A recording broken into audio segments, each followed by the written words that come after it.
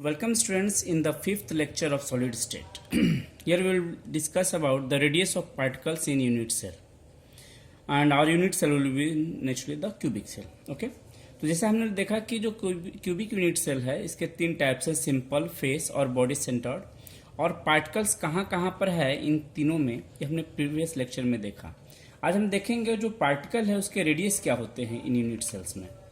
तो ये जो सिंपल यूनिट सेल है हमने यहाँ बनाया है, यहाँ पर देखें हर एक पार्टिकल कॉर्नर पर है सिंपल में, और एक्चुअली जो पार्टिकल्स होते हैं they are touching each other, और लेकिन इन पार्टिकल्स को क्लियर दिखाने के लिए हम इनको छोटा छोटा करके यहाँ पर दिखाया गया है। तो अब ये पार्टिकल्स टचिंग ईच अदर है यहाँ पर है, तो ये फिगर क्लियर नहीं बनती है। तो हम ऐसा करते हैं, ये जो यूनिट सेल है इसका जो ऊपर वाला फेस है और ये जो नीचे वाला जो फेस है, तो इसके चार कॉर्नर ऊपर चार कॉर्नर नीचे बन रहे हैं, तो चार कॉर्नर ऊपर वाले को मैं यहाँ पर दिखा रहा हूँ। तो ये चारों कॉर्नर पर चार पार्टिकल्स है जो एक दूसरे को टच कर रहे हैं। तो सिंपल यूनिट सेल में पार्टिकल्स कॉर्नर पर ही होते हैं सिर्फ, ठीक है। तो अच्छा, और यूनिट्स क्यूबिक सेल में क्या होता है, A equal to B equal to C, that mean तीनों पैरामीटर्स क्या होते हैं, बराबर होते हैं। तो चलिए, हमने 8 पार्टिकल के 8 कॉर्नर्स पर रखे हुए पार्टिकल्स को यहाँ पे 4 पार्टिकल के रूप में दिखाया है, ऊपर का फेस लेते हुए 4 कॉर्नर्स है। अब इन 4 कॉर्नर्स के 2 पार्टिकल को हम यहाँ पे रिप्रेजेंट कर रहे हैं ताकि एज लेंथ क्लियर करके दिखाया जा सके। तो ये है ए, तो ये भी लेंथ होगी ए, ये भी सारी लेंथ ए है। तो दो कॉर्नर पर ये 2 पार्टिकल्स रखे गए हैं। पार्टिकल का साइज जो होता है बराबर होता है, इसलिए उसका रेडियस भी बराबर होगा।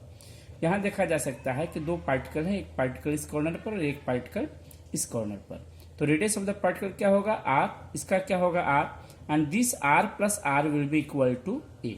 सो 2r will be equal to a, therefore r will be equal to a by 2।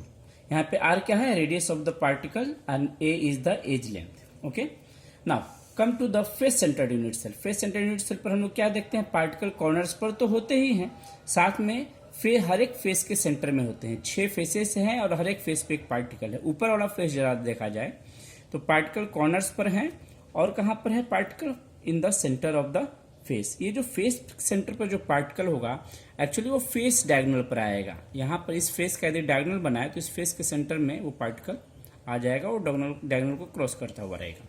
Okay, इस ऊपर वाले का एक व्यू जो है हम लोग यहाँ पर लेने का प्रयास करते हैं।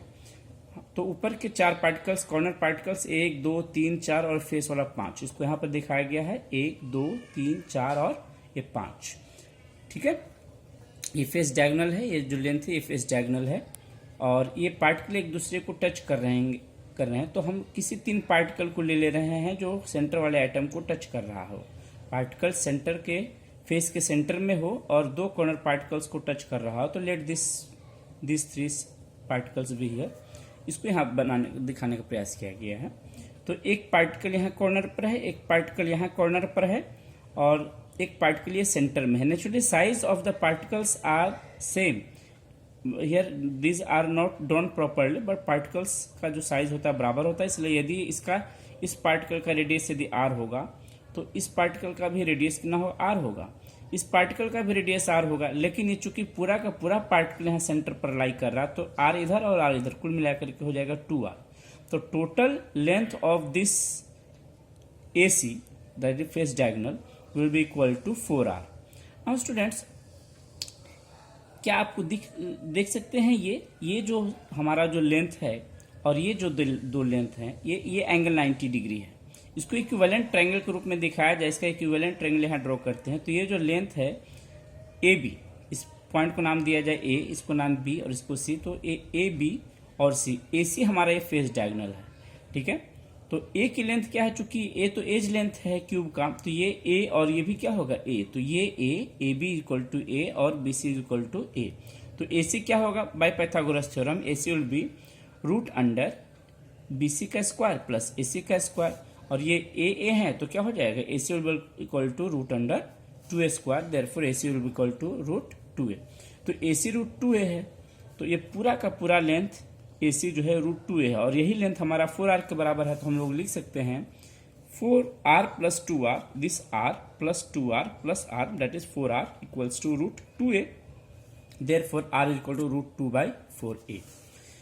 नाउ एक तरीका तो ये हो गया कि radius of particles in face centred cubic unit cell जो होंगे वो √2/4 के a होंगे, √2a/4 होंगे। यदि इस √2a/4 को ऊपर नीचे √2 से मल्टीप्लाई कर दें तो ये आ जाता है √2 कितना हो जाएगा 2, और 2 जब 4 कट जाएगा तो अल्टीमेटली आ जाता है r इक्वल टू a/2√2। तो इसको ऐसे भी दिखाया जा सकता है। Now let us see here in fact body centred cubic cell. Body centred cubic cell में क्या देख रहे हैं, पार्टिकल कॉर्नर्स पर तो होंगे और साथ में पार्टिकल एक कहाँ होगा, एक बॉडी के सेंटर में, जो इस यूनिट सेल में होगा और दूसरे यूनिट सेल में नहीं पाया जाएगा। जबकि कॉर्नर के पार्टिकल्स जैसा कि हमने पढ़ा ये दूसरे यूनिट सेल में भी कंट्रीब्यूशन इनका होता है। नाउ अब इसको जरा देखने का प्रयास किया जाए।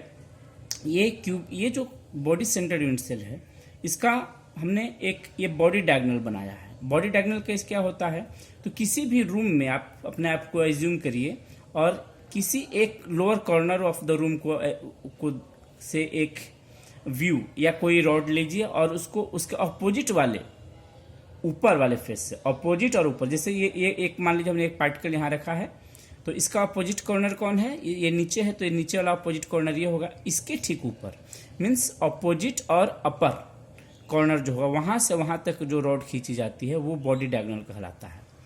तो ये क्यूबिक सेल है जिसमें एक कॉर्नर मान लीजिए ए ले लेते हैं, पार्टिकल ए, एक पार्टिकल है सी।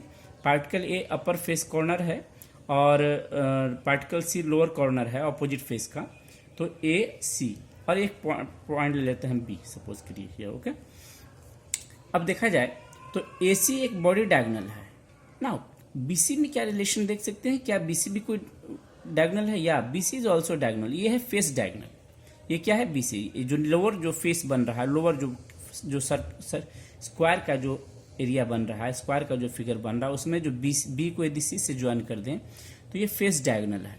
जबकि एसी क्या है, बॉडी डायगोनल है। इसका यदि इक्विवेलेंट स्ट्रक्चर ड्रॉ करने की कोशिश की जाए तो यहाँ मिलता है ए बी और सी। बी सी को हमने लिया फेस डायगोनल, ए सी है हमारा बॉडी डायगोनल और ए बी क्या है, एज लेंथ। तो एज लेंथ तो हमारा ए है और बी सी जो फेस डायगोनल है, फेस डायगोनल को हमने फेस सेंटर्ड क्यूबिक सेल में भी निकाला था, this is equal to √2a। तो फेस डायगोनल हमारा होता है √2a, तो बी सी √2a हो जाएगा चूंकि ये फेस डायगोनल है। ए भी हमारा ए हो जाएगा क्योंकि ये क्या है, ये एज लेंथ है क्यूब का। तो ए सी कैलकुलेट किया जा सकता है अप्लाइंग पाइथागोरस थ्योरम। तो ए सी को हम लोग यदि देखें तो क्या हो जाएगा, ए का स्क्वायर प्लस √2a का स्क्वायर, और इन दोनों का जब अंडर रूट करते हैं तो यह आता है ए सी इज इक्वल टू √3a। तो ये हमारा जो बॉडी डायगोनल है इसका लेंथ क्या जा रहा है, √3a। ये जो बॉडी डायगोनल हम लोग देख रहे हैं इसका लेंथ क्या है, √3a। नाउ बॉडी डायगोनल पर ही हमारा जो एक पार्टिकल जो होता है बॉडी सेंटर्ड पार्टिकल है चूंकि, तो एक पार्टिकल हमारा बॉडी के सेंटर में आएगा। बॉडी का जो सेंटर होगा निश्चित है कि वो डायगोनल बॉडी डायगोनल्स को क्रॉस करता हुआ जाएगा। तो हमारा बॉडी सेंटर्ड पार्टिकल एक बॉडी डायगोनल पर मिलेगा, ठीक है। और ये ऊपर वाले कॉर्नर पर का पार्टिकल है और एक नीचे वाले कॉर्नर पर का पार्टिकल है। चूंकि पार्टिकल के साइज बराबर होते हैं, इसका यदि साइज रेडियस r होगा, इसका रेडियस यदि r होगा तो ये तो 2r, ये तो पूरा का पूरा डायमीटर ही इसके अंदर आ जा रहा है। तो ये कितना हो जाएगा 2r, ओके। तो r एंड 2r कितना हो जाता है 4r। तो ये जो बॉडी डायगोनल है इस यहाँ पे एसी के रूप में दिखाया जा रहा है, इसका रेडियस के फॉर्म में देखें तो 4r लेंथ हो जाता है और यही रेडियस √3a के बराबर हो जाता है। सॉरी, यही जो लेंथ है √3a के बराबर हो जाता है। Therefore we can say easily that 4r, क्या कह सकते हैं हम लोग, 4r is equal to √3a। Therefore r is equal to √3/4, okay.